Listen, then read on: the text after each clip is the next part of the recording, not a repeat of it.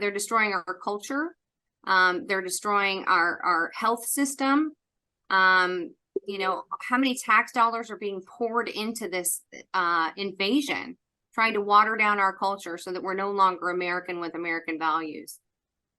Well, a lot of the lack of American values is being orchestrated by the very tippy top from the World Economic Forum's, Absolutely. should we say, global conglomerate of BlackRock and Vanguard, which own the majority of the world's economy, essentially. They're worth trillions and trillions of dollars. Let's talk about BlackRock and Vanguard and how you see their contributions to the destruction of the United States of America. So I don't think that a lot of people understand who is really behind this watering down of our culture, the degradation of society. They think that it's just a leftist movement. And it's not. This is a global infiltration. So our news are not telling people what's going on in other countries, but it is the exact same thing that's happening in every nation. This is a global initiative, and it is being carried out by BlackRock, Vanguard, and State Street Capital, which are controlled by essentially those folks that run the World Economic Forum. End game 2030, as you know, is for us to own nothing and be happy. So we're seeing all of these little kind of symptoms from it, like taxes are going up and insurance are going up. Well, they've got our politicians at every level, including our school boards, infiltrated with people from their movement. I mean, it's almost an endless stream of money that is funding this. And so there were sleepers that were in place for I would say a decade, that a switch was flipped and said, it's game on, guys. It is time for the destruction of America, because we are the last beacon of hope for the world. If America fails, the entire world will fail to these people, and we will be kneeling before a corporate God. And we can't have that. I don't think God's going to have it. I think God is working with us in this plan. But we have, an anti-monopoly law here. Why isn't anybody addressing that? When we're looking at anything, say in my office right now, 87% of it is owned by BlackRock. So it was manufactured by BlackRock. The car that you drive, the Alexa that you talk to and plays your music in the background, my computer, my camera that I'm looking into right now, the phone that I pick up to talk to you, Ann, all of this is controlled by BlackRock. And what ends up happening is they infiltrate these boards. So you think, Target has any say in whether or not they have these trans agenda, clothing and so on and so forth in their stores. They don't have a choice. They are primarily owned by these three entities. And so they are on the board and they will call the shots. And that's how it is. So that's why you're seeing it everywhere, is they own everything. So I have made a conscientious list of things that I won't buy. And if I've ever heard of it, I won't buy it.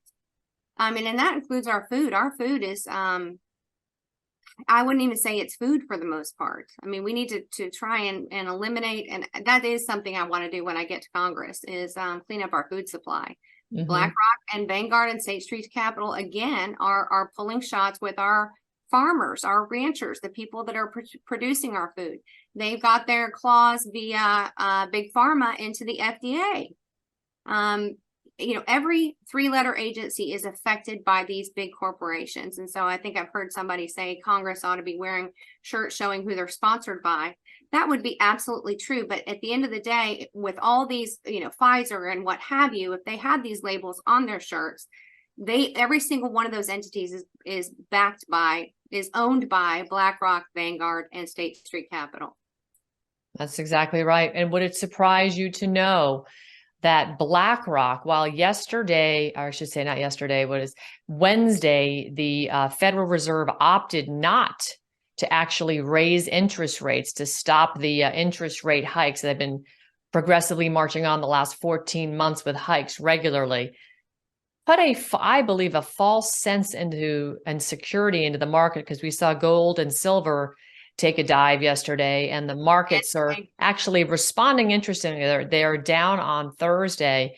But what I find most curious is, with them not raising rates, why are they heavily investing into bonds that are recession-proof bonds? It's as if they know there that, where the market is actually going, the Treasury decided, or the Federal Reserve, excuse me, decided not to raise interest rates to sort of lull people into a false sense of security of go back into the markets and invest. But yet BlackRock took a massive amount of money and reinvested into the bond market, into recession-proof bonds that, capitalize, make money if you go into a recession. So they know where this is going, right? But they're not telling us. Absolutely. Exactly. No, and the Walden family who owns Walmart, they just sold, I think, $500 billion worth of their own stock. Why would they do that? They know something that we don't.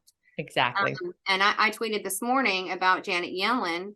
I think that her role in this is to guide us into our destruction. 100%. Put our blinders on so that we don't fight back and watch the entire United States collapse. Right. Watch all our savings evaporate. Watch the money in your bank be taken. I see these things coming. Yeah, absolutely. All right. Well, Caroline, let's talk about how folks can follow you and how folks can support you, because this is critical. We need people who understand what you understand. We need people who can articulate what you're telling the American public, and we need people with a plan. I love the fact you're going after the Patriot Act. I think that's absolutely critical. That gave us the birth of the surveillance state, and quite frankly, we don't need any of that. So we need to pay attention to what you're talking about. Give us a rundown of what they can expect on your website and how they can support you. So I think you've got my website up here. It's Caroline Kane for Congress.com, and that's Caroline KANEFOR Congress.com. On Twitter, I am Caroline Kane TX. You can find me on True Social as well at Caroline Kane. And Facebook is also, I believe it's Caroline Kane for Congress on Facebook. The website, we've been adding to it slowly but surely. So you'll get an idea of who I am and what my background is, and as well as the issues. So there's another tab, I suppose, that you navigate to from the top, talking about the issues. Yes, there's my Facebook page.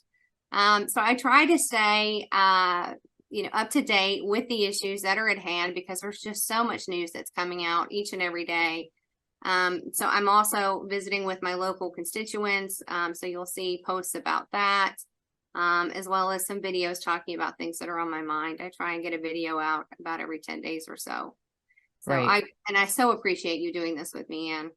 Oh my goodness. Listen, we are looking for people who actually want to get into this political juggernaut, who want to, deal with the fact mud and lies will be slung like monkeys throwing poo at their opponents. It's really such a disgusting, disgusting space to be in. I think politics is the most abhorrent.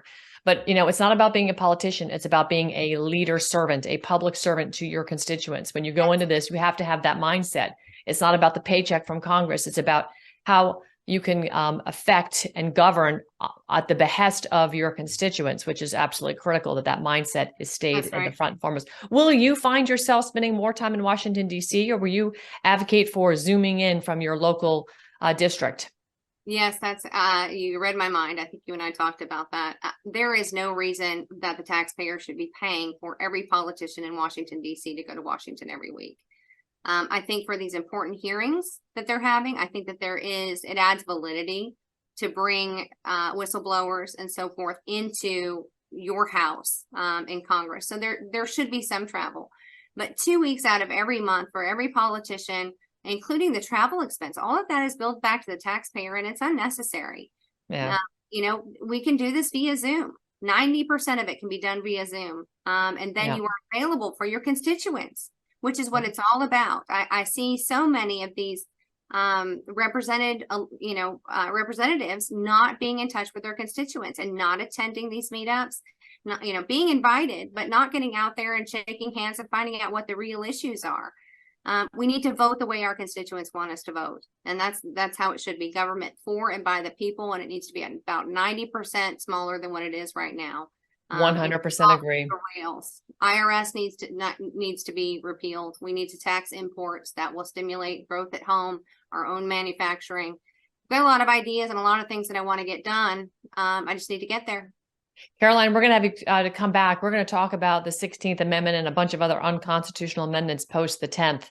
Amendment series. So I'd like to have that as a separate discussion with you in the future. I think your campaign is intriguing, and I think your platform is compelling. Thank you so much for your time this evening. Folks, follow Caroline Kane at Caroline Kane, FOR, Congress.com. And please support patriots like Caroline, because this is what we need in order to dismantle the corporatocracy and the Marxism, fascism that is overtaken with public-private partnerships in Washington, D.C. On that. Yeah, amen. On that, everybody, have a great evening, and we will catch you again on another episode of Right Now with Ann Vandersteel. Good night, everybody. Good night. Thank you, Ann.